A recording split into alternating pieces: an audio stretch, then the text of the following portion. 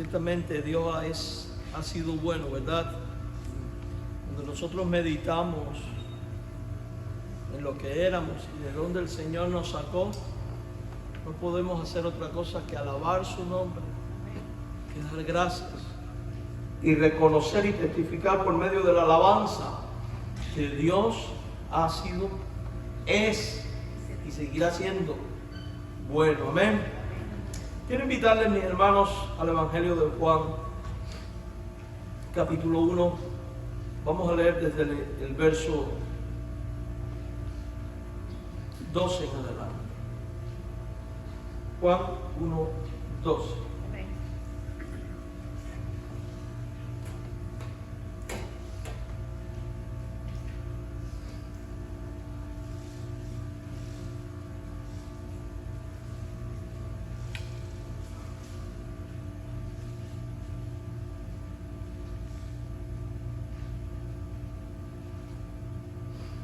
Evangelio según Juan, capítulo 1, versículos 12 en adelante, y sean todos bienvenidos a la Iglesia Bautista Verdad y Vida en Broward y a este tiempo de predicación. Evangelio de Juan, capítulo 1, versículo 12, dice así: mas a todos los que le recibieron, a los que creen en su nombre, les dio potestad de ser hechos hijos de Dios, los cuales no son engendrados de sangre, ni de voluntad de carne, ni de voluntad de varón, sino de Dios. Y aquel verbo fue hecho carne y habitó entre nosotros, y vimos su gloria, gloria como la del unigénito del Padre, lleno de gracia y de verdad. Vamos a orar. Padre y Dios nuestro, te estamos infinitamente agradecidos por la oportunidad de poder estar en tu casa para alabar tu nombre, bendecirte. Estamos agradecidos contigo por la oportunidad de poder cantar tus alabanzas. Oh mi Dios y mi Rey, en esta mañana oramos por todo tu pueblo aquí congregado y por todos aquellos que nos van a seguir a través de las redes sociales. Y imploramos que el poder de tu Santo Espíritu nos unja, nos llene, nos toque, nos mueve y sea quien nos guíe en la exposición de tu palabra. Mi Dios y mi Rey, que esta sea mañana de gracia, mañana de salvación. Que, oh Padre, la palabra expuesta corra y germine en los corazones. Te suplicamos que quites lo humano, quitas lo terrenal y sé tú ministrando y sé tú hablando. Y en el nombre de Jesucristo, Señor, también oramos por aquellos pastores y ministros que en este día predican tu palabra y por las iglesias hermanas. Oramos para que seas tú trayendo bendición y despertamiento espiritual en esta nación, en este condado, en este pueblo, en nuestras vidas, en la iglesia, en cada iglesia tuya. Oramos por cada enfermo y por cada hermano necesitado, para que tú en tu gracia le ministres y les asistas.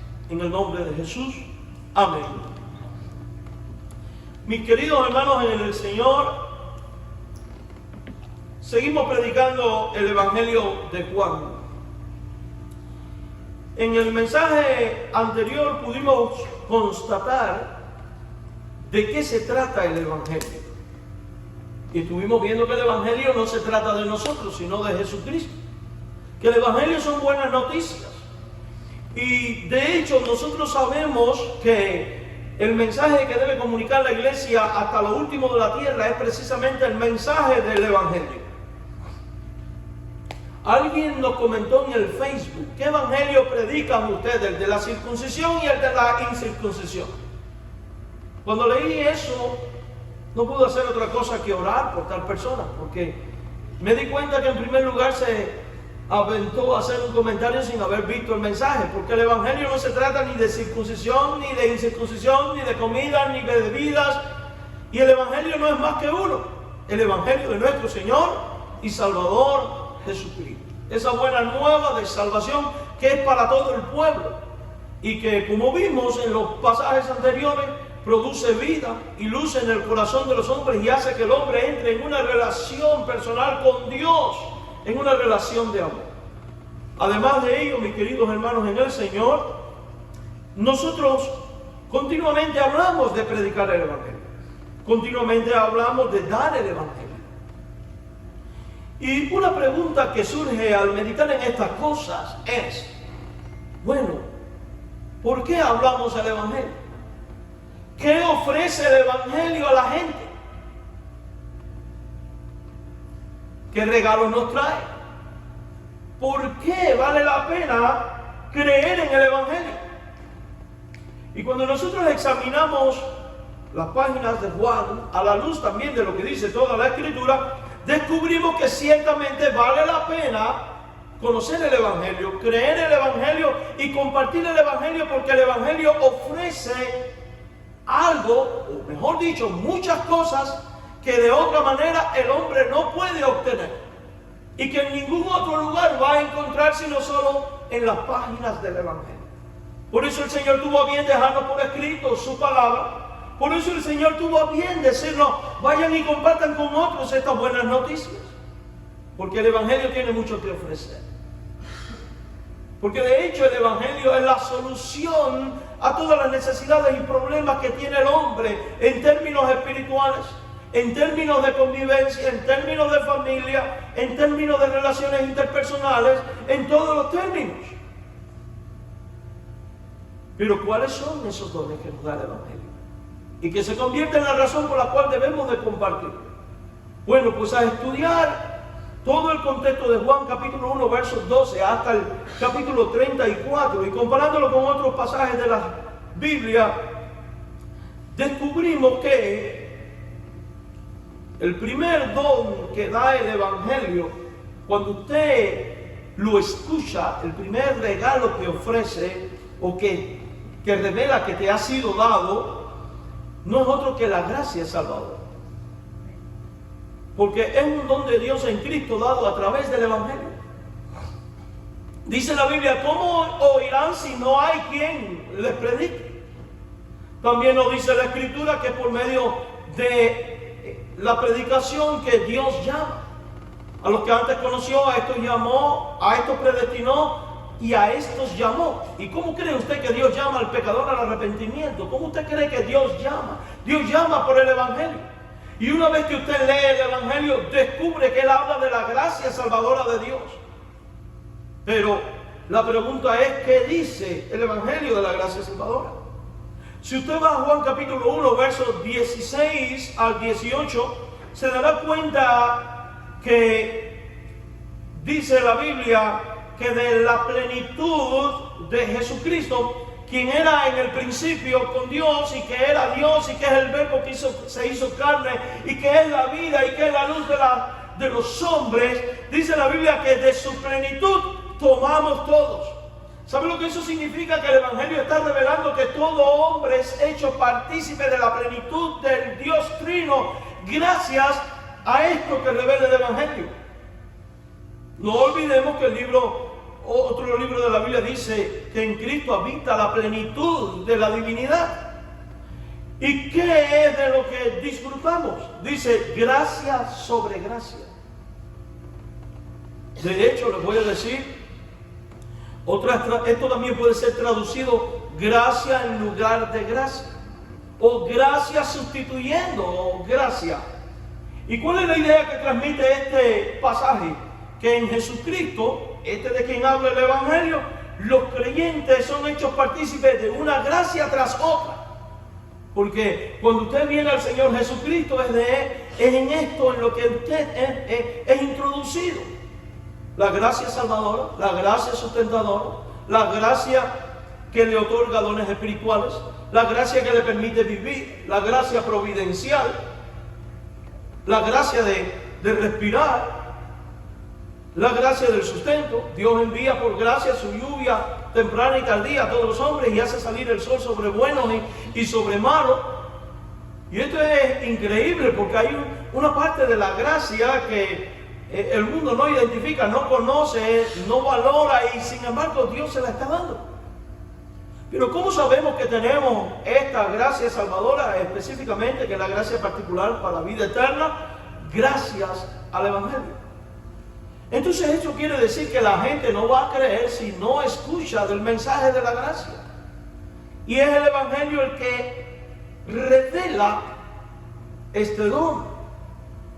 Ese don del cual tú ya fuiste hecho partícipe, por gracia, valga la redundancia, y ese don que Dios quiere compartir a todo ser humano. Pues recordemos que el deseo de Dios es que todos procedan al arrepentimiento.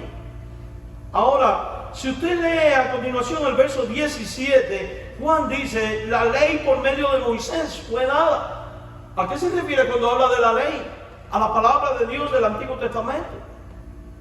La diferencia entre la ley y el mensaje de la gracia, ¿saben qué radica? En el comunicador. En el antiguo pacto, Dios tuvo que hablar por medio de un mediador, por Moisés, un hombre. Sin embargo, la gracia salvadora ha venido por aquel que es Dios, creador, verbo, se encarnó, vino y habitó entre nosotros. Entonces fíjese, la bendición que tenemos tú y yo es el hecho de que Dios no mandó a nadie para comunicarnos este don de gracia, sino que Él mismo se hizo hombre, habitó entre nosotros, caminó entre nosotros y fue capaz de su condición humana de haber renunciado a toda su gloria para ir a la cruz a fin de traer a tu vida y a mi vida salvación. Eso es gracia. ¿Por qué? Porque gracia es el favor inmerecido de Dios. Y la realidad es que por causa del pecado presente en nosotros, por causa de nuestra maldad, por causa de nuestra indiferencia para con Dios y su palabra, no merecíamos que Dios hiciera esto y sin embargo Él lo hizo. ¿Acaso no es eso entonces maravilloso? ¿No es esto una obra de gracia? De hecho, si usted lee el contexto de este pasaje, dice que Jesús a los suyos vino y que los suyos no le recibieron. Y pensaríamos que estos suyos son el pueblo de Israel, pero no, va mucho más allá. Estos suyos son todos los hombres bajo el cielo, toda la creación del verbo que hizo todas las cosas desde el principio. Basta con que usted lea el libro de Génesis capítulo 6 verso 4, donde se puede describir el hombre en su condición natural sin Dios, donde dice que todo designio, pensamiento y acción y voluntad de ellos son solo de continuo al mal. Al hombre no le interesa el bien de Dios, al hombre no le interesa la ley de Dios, no le interesa vivir por fe, no le interesa a Dios. Y aún pese a esta indiferencia, el Dios de la gloria se hace hombre en un acto de gracia para expiar la culpa y morir en sustitución de aquellos que no lo merecen a fin de dar vida. Y esto hoy lo conocemos gracias al Evangelio. Porque de no haber sido por el Evangelio jamás hubiéramos sabido esto. Y es de esta gracia tras gracia de la cual hemos sido hechos partícipes. Y es la que se convierte en la motivación fundamental para que usted y yo como hijos de Dios vivamos para la alabanza de su gloria. Eternamente agradecidos con Él, sirviéndole, honrándole en todos nuestros caminos, porque Él personalmente vino para ello. Dice que la gracia y la verdad vinieron por medio de Jesucristo. Entonces, eso significa que Cristo es el dispensador de la gracia. No hay otro en el cual encontrar gracia. No hay otro de quien venga la gracia. La gracia no viene de la iglesia. La gracia no viene de un pastor. La gracia no viene de ningún líder, de ningún tipo, político, religioso o el que sea. La gracia solamente viene de aquel que es Dios y se hizo hombre y habitó entre nosotros y cuya gloria los hombres pudieron palpar. Y dieron testimonio de ello alguien como el apóstol Juan. Y esa persona se llama Jesucristo. Y eso lo hemos visto y lo vemos ¿dónde? En el Evangelio. Por eso es el Evangelio lo que hay que compartir, porque el Evangelio revela a este Dios de gracia. Recuerde que nadie como Jesucristo para dar a conocer a Dios. Si usted lee Juan capítulo 1 verso 18, la Biblia dice que a Dios nadie lo vio jamás. Y es que Dios en su condición de Padre, su gloria es tan grande y es tan extraordinaria que no puede ser contemplada por los hombres. De hecho, Dios es tan grande, tan gigantesco, tan extraordinario que el hombre en su plenitud y por sí mismo no lo puede entender. El hombre solo entiende de Dios aquello que Dios quiere dar a conocer. Y en el pasado se reveló por el Antiguo Testamento. Pero tras el advenimiento de Cristo, que es Dios encarnado, da a conocer al Padre de una manera extraordinaria. Tal es así que dice el libro de los Hebreos que en el pasado Dios habló por los padres y por los profetas, pero que en estos tiempos nos ha hablado por medio de su Hijo Jesucristo. ¿Y por qué Jesús habla de Él? Porque Él es uno con el Padre. Tiene la misma esencia, la misma naturaleza. Es Dios. Él está en el seno del Padre y es Jesús el que le ha dado a conocer. Solamente se puede conocer al Padre a través de Jesús. Y solamente se puede conocer estas cosas a través del Evangelio. Entonces el Evangelio en sí mismo, de alguna manera, es uno de los tantos medios de gracia utilizados por Dios para traernos salvación y a vida. Por eso debemos de dar gracias a Dios por el Evangelio. Recuerden, gracia, favor inmerecido. La gracia salvadora sobre todas las cosas, como algo de la obra plena de Dios. Por causa del pecado, ningún hombre merece salvación. Por tanto, el hecho de que el Verbo se hiciera hombre para dar vida a los hombres y ser luz en sus vidas, es obra de gracia. No olvidemos lo que nos dice la Biblia en Efesios capítulo 2, verso 5. Que estando nosotros muertos en pecado, nos dio vida juntamente con Cristo. Y acto seguido dice el apóstol Pablo, bajo la inspiración del Espíritu Santo: por la gracia sois salvos. Por eso alabamos el nombre del Señor por el Evangelio, porque revela esto. El hombre no es salvo por las obras de la ley. El hombre no es salvo por los sacrificios humanos. No es salvo por ninguna acción, solo por Jesús. Él es camino, verdad y vida. Única manera de llegar al Padre. Y esto es lo que revela el Evangelio. Por otro lado, de Efesios 2:8 va a decir: por la gracia sois salvos por medio de la fe. Esto no es de ustedes, es un regalo de Dios. No es por las obras, para que nadie se gloríe. Ahora, la segunda cosa a saber con respecto a la gracia salvadora es que todo creyente es beneficiado con el don de la gracia salvadora que es en Cristo al creer en Él. Cuando usted pone su fe en Jesús, en usted empieza a hacerse manifiesta la gracia de Dios. Porque de Cristo usted empieza a tomar todo esto, toda esta plenitud de gracia. Usted empieza a tomar la revelación de Dios dada en el Antiguo Testamento. Esa revelación que va a dar a conocer la necesidad de la gracia. ¿Por qué? El apóstol Pablo dice: la ley que era para vida, a mí resultó para muerte. Porque la ley pone en evidencia la realidad del corazón humano, nuestra maldad, nuestra pecaminosidad, nuestras transgresiones. También revela la santidad de Dios. Y de alguna manera nos deja saber nuestra incapacidad para poder llegar a ese nivel de santidad y de obediencia a la ley. Por eso la ley que era para vida, Pablo dice que la había resultado para muerte. De tal manera que la ley más bien nos condena. Por eso, por ningún sacrificio del Antiguo Testamento nadie podía ser salvo. Y Dios, en cumplimiento de su plan eterno y conforme a su voluntad, envía al Hijo. Y este Hijo va a revelar la buena noticia de que Él, como Cordero Pascual, sustituye al pecador en la justicia de Dios, muriendo en lugar del pecador. Recuerden, la paga del pecado es muerte. Alguien tenía que morir para expiar culpa, pero el hombre no puede ejecutar esta muerte porque el hombre no tiene vida en sí mismo y porque el hombre es culpable delante de Dios. Y así como en el Antiguo Testamento un animal inocente sustituía al culpable, vemos que el más inocente de los inocentes, quien era sin pecado, Jesucristo, el Cordero de Dios, el Verbo hecho carne, ocupa este lugar, y los que creen en este sacrificio, en ellos se consuma la gracia de Dios salvadora. Y es esto de lo que habla el Evangelio, y es esto lo que ofrece el Evangelio al mundo, es esto lo que le ofrecemos al mundo cuando nosotros predicamos el Evangelio. Primero a los Corintios capítulo 1 versos 4 al 5 dice: gracias doy a mi Dios siempre por vosotros, por la gracia de Dios que os fue dada en Cristo Jesús. ¿Quién nos dio la gracia? Cristo Jesús. Cristo Jesús. Así que ese concepto de que Dios es Padre, la iglesia es madre y fuera de la iglesia no hay salvación, Eso es falso. Fuera de Cristo no hay salvación. Y son estos tipos de errores los que corrigen precisamente el Evangelio. Por eso el Evangelio es un don de Dios.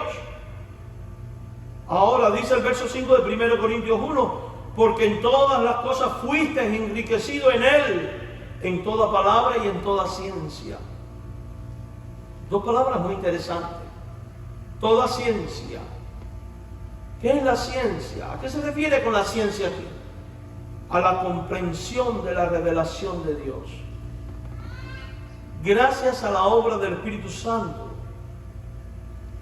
quien según Juan 16:8 es el que convence al mundo de pecado, de justicia y de juicio. Y vimos hace un ratito de que el Hijo va a conocer al Padre, ¿verdad?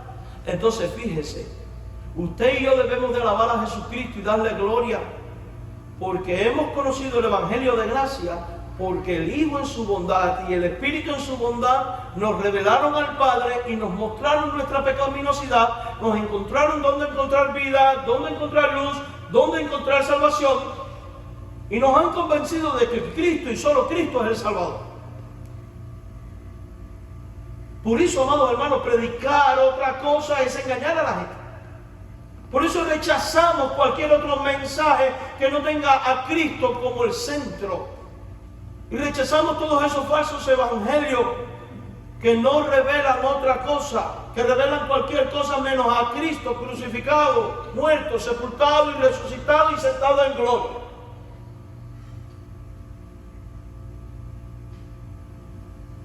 Es Cristo el hacedor y el operante de esa gracia salvadora. La ley por medio de Moisés, dice Juan 1:17, fue dada, pero la gracia y la verdad vinieron por medio de Jesucristo. Es Cristo por medio del Evangelio que declara a los hombres la gracia salvadora. La gracia es un don de Dios para la salvación y viene de Dios y solo de Dios a través de Cristo, dada y destinada por Dios Padre en y por Cristo a los creyentes. Palabra, pastor, no me gusta esta palabra destinada. No me gusta la palabra predestinado. Puede que no te guste porque todo lo que gira en torno a la predestinación suele ser muy incomprendido por nuestra mente finita, pero está en la Biblia. Y el hecho de que tú hayas sido hecho partícipe de la gracia de Dios no es algo que comenzó ni en tu tiempo ni en tu historia, sino antes de la fundación del mundo. Vaya a Primera de Pedro, capítulo 1, versos 10 al 11. Búscalo en su Biblia. No me haga caso a mí. Haga caso a lo que dice la Escritura. Recuerde que Pedro está escribiendo a creyentes que han pasado por una expatriación y ahora están dispersos por distintos lugares, el Ponto, Asia, Galacia, etc. Y dentro de las tantas palabras de consolación que Pedro, por la acción del Espíritu Santo, les dice, les declara esta verdad con respecto a la gracia. Mire lo que dice. Él dice que los profetas que profetizaron de la gracia era algo que ya estaba en la mente y en el corazón de Dios, y por eso Dios guió a los profetas a hablar de ella. ¿A qué profetas? A los del Antiguo Testamento. Era una profecía de que vendría un actuar de gracia. Ahora, por algo que es profecía, antes de ser profecía, ¿qué cosa es? Un designio en la voluntad de Dios, en la mente de Dios y en el corazón de Dios. Y Pedro dice que esa gracia estaba destinada ¿a quién? Vosotros. Y note cómo encierra todo esto en un marco particular. ¿Quién es este vosotros? Aquellos a quienes Pedro le escribe, los creyentes. Entonces, si usted está aquí hoy y ha sido hecho partícipe de la gracia, es porque Dios en su bondad, en su amor, en su misericordia y en un acto de gracia, valga la redundancia, te destinó para ello. Destinó esto para tu vida. ¿Se da cuenta que no depende de obras? Por eso dice, no depende ni del que quiere, ni del que corre. Entonces, en vez de estar preocupándonos, ¿por qué a unos sí, a otros no? Más bien usted como creyente debería decir: Señor, alabo tu nombre y te bendigo porque tú destinaste gracia a mi vida. Y llegado el cumplimiento del tiempo, por medio del Evangelio, me revelaste todas estas cosas y me convenciste de que yo necesitaba a ese Cristo y a ese Salvador y que ya tú me habías regalado esto. Por eso el Evangelio es un don de Dios. La gracia fue destinada a vosotros. Y porque fue destinada a ustedes, dice, inquirieron diligentemente, indagaron acerca de esta salvación. O sea que no es un acto irracional. Recuerden que el Espíritu Santo es quien convence de juicio, justicia y pecado. Pero ¿y quién guió el corazón de esta gente para que indagaran, para que inquirieran con diligencia e investigaran con respecto a la salvación? El Espíritu. Ahora la Biblia dice que no hay quien busque a Dios y no hay quien haga lo bueno, no hay ni siquiera uno. Entonces, ¿por qué hay gente que sí busca, indaga e inquiere? Muy simple. Porque el Espíritu Santo renueva su corazón quitando el corazón de piedra y poniendo un corazón de carne, produciendo una renovación en el alma. Por eso usted va a ver que en Juan 3 después va a decir: el que no nace del agua y del Espíritu no entra en el reino de los cielos. Porque a menos que Dios remueva tu corazón pecaminoso y lo renueve, usted no va a entender nada de la gracia. Entonces esto es obra plena del Trino Dios. Y es una verdad que se revela por el Evangelio, y por eso debemos vivir agradecidos a Dios por el Evangelio.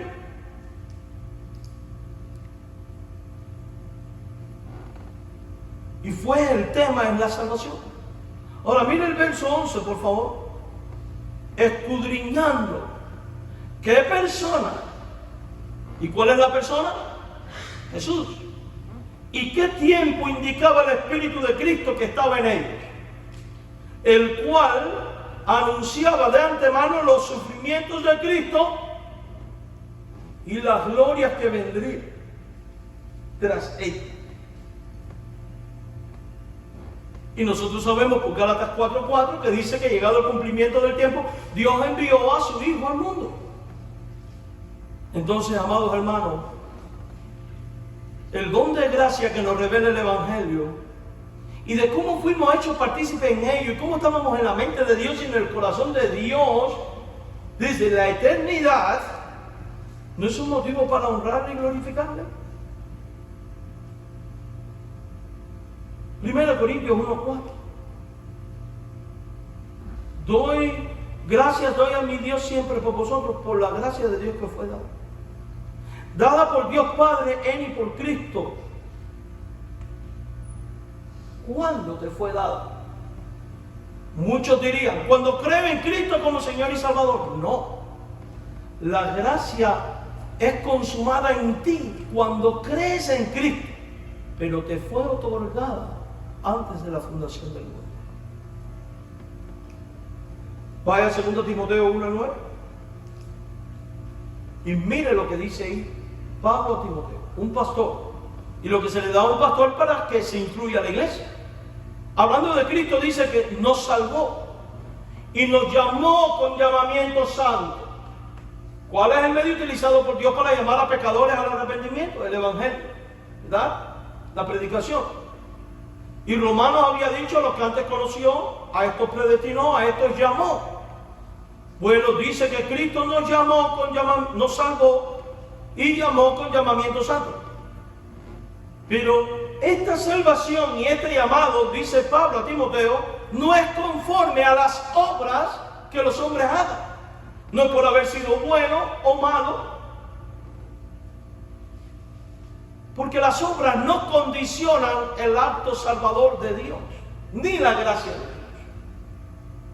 Y dice que esta salvación y este llamado ocurrió según el propósito suyo, según el propósito de Dios. Y ahora preste atención: la gracia que nos fue dada, y habla de ello en qué? Pasado, que nos fue dada, e indica en quién, en Cristo, y acto seguido dice cuándo: antes de los tiempos de los siglos.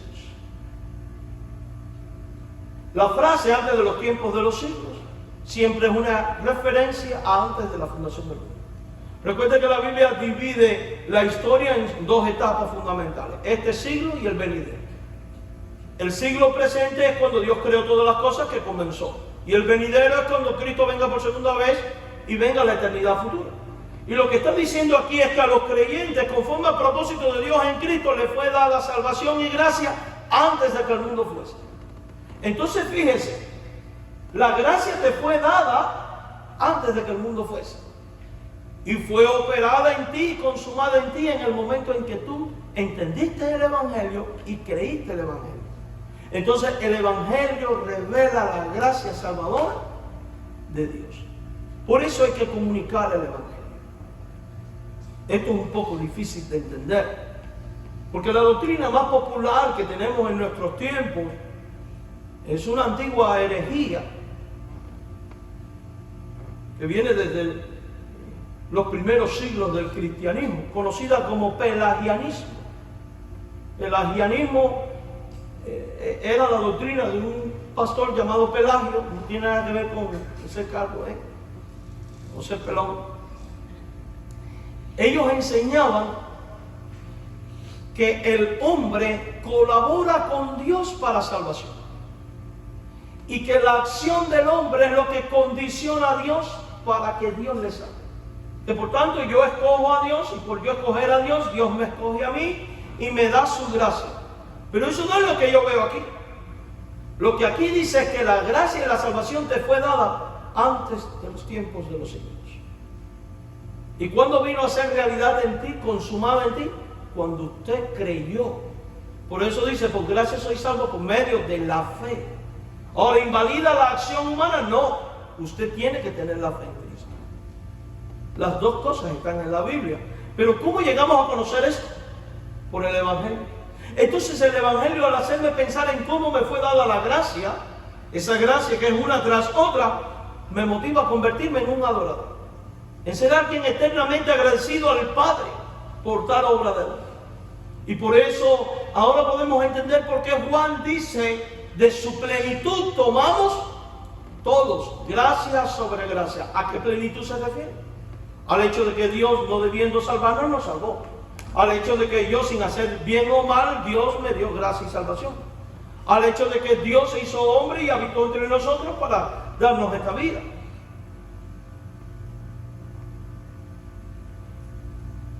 ¿Por qué estar agradecidos a Dios por el Evangelio y comunicar el Evangelio? No solo porque nos revela la gracia salvadora, sino porque nos muestra cómo nuestra culpa es expiada del pecado. Dice Juan 1:29, el siguiente día vio Juan a Jesús que venía a él y dijo, he aquí el Cordero de Dios que quita el pecado del mundo. Recuerde que la elección y la predestinación no anula la voluntad humana, ni la decisión humana. Ambas cosas están en la Biblia. Y el Evangelio es el que nos indica, tú eres pecador, tú le has fallado a Dios, necesitas perdón. Mira, el perdón está en esta persona. Ve a Él. Y es interesante porque aquí en Juan el Bautista le está diciendo estas cosas a los fariseos, a los escribas, a los saduceos, gente que era religiosa, gente que conocía la ley. Entonces piensa en esto, si él dice, Cristo es el Cordero que quita, Jesús es el Cordero de Dios que quita el pecado del mundo, ¿qué es lo que está diciendo Juan el Bautista de alguna manera? Hey, el pecado de ustedes no se quita en el sacrificio que se hace en el templo, en Jerusalén. Eso es lo que está diciendo. Ir donde Anás y Caifás con un animal y degollarlo allí y ofrecerlo no te quita el pecado.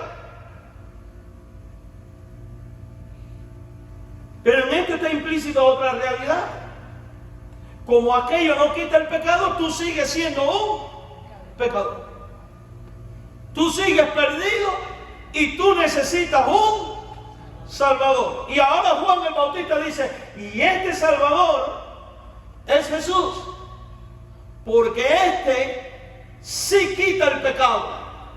Este sí expía la culpa. Este sí te da vida.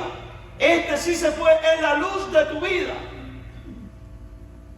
En Él está la solución. Eso es lo que dice Juan 1:29 y es todo lo que está implícito aquí. Juan, ¿qué le interesa?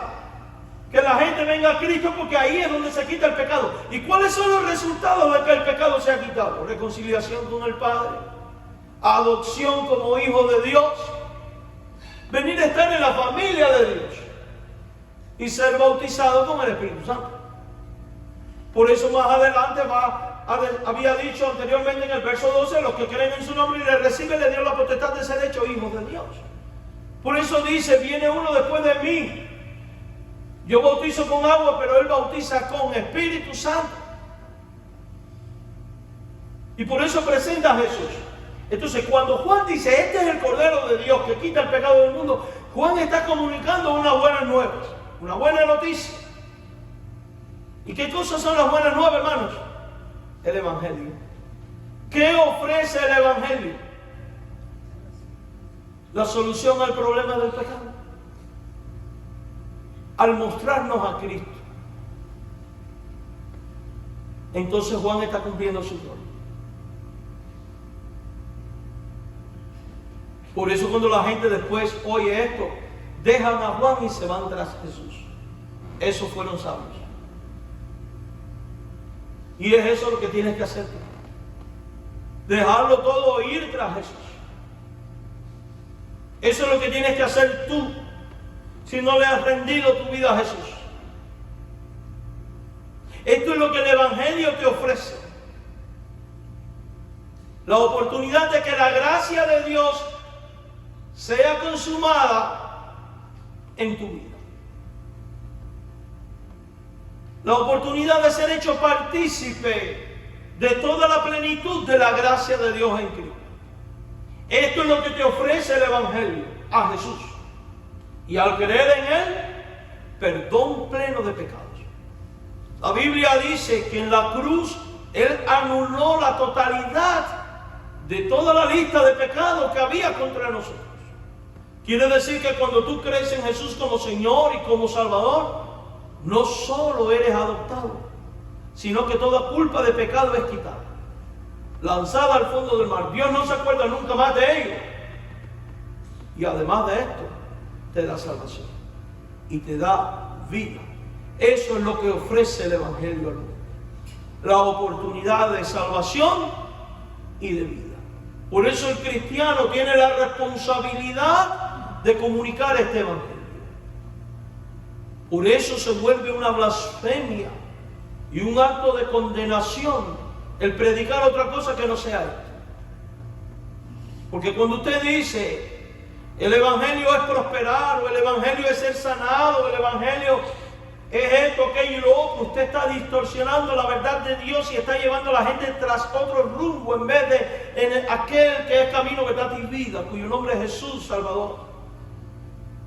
Ahora, ya tú has escuchado lo que te ha ofrecido el Evangelio. Si tú eres hijo de Dios, ¿cómo debe afectar esto a tu vida? De varias maneras. Uno, debes de vivir agradecido a Dios por haber podido conocer el Evangelio. Y alabar el nombre de Jesucristo cada día y cada instante. Ahorita cantábamos, tú has sido fiel, me has rescatado, tú has sido bueno. Mientras cantábamos yo meditaba de dónde Dios me sacó. ¿Y cómo se cumplió en mí? Estoy seguro que en usted también, por eso está aquí. El que Dios sacó nuestra vida del pozo de desesperación y puso nuestros pies sobre peña. Y alabanza en nuestra boca y en nuestro corazón. ¿Cómo debe afectar el hecho de saber lo que el Evangelio ofrece en el creyente? ¿Cómo? Convirtiéndote en un predicador de este Evangelio. Diciendo a otros lo que el Evangelio ofrece. Ahora, si usted no es un creyente de Jesucristo,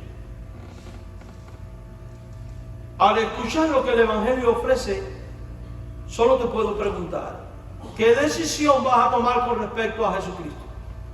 ¿Qué decisión vas a tomar con respecto a este Evangelio que por medio de Cristo te ofrece la gracia salvadora, perdón de pecados, vida eterna, adopción como hijos de Dios, al Espíritu Santo morando en tu vida? ¿Qué decisión vas a tomar? Recuerda que esta es una decisión de vida o muerte. Si crees en Cristo, tiene todas estas bendiciones. El que no cree, dice la Biblia, ya ha sido condenado por toda la eternidad. Entonces es de sabio creer en el Evangelio. Es de sabio recibir lo que el Evangelio ofrece a través de Jesús. Por eso, en esta mañana, y a los que nos siguen a través del internet, si usted no ha tomado una decisión personal por Jesucristo, yo le invito a que usted venga a Él, le rinda todo su corazón y crea en Él como Señor y como Salvador personal. Quiero que usted incline su rostro por un instante y ore al Padre Celestial.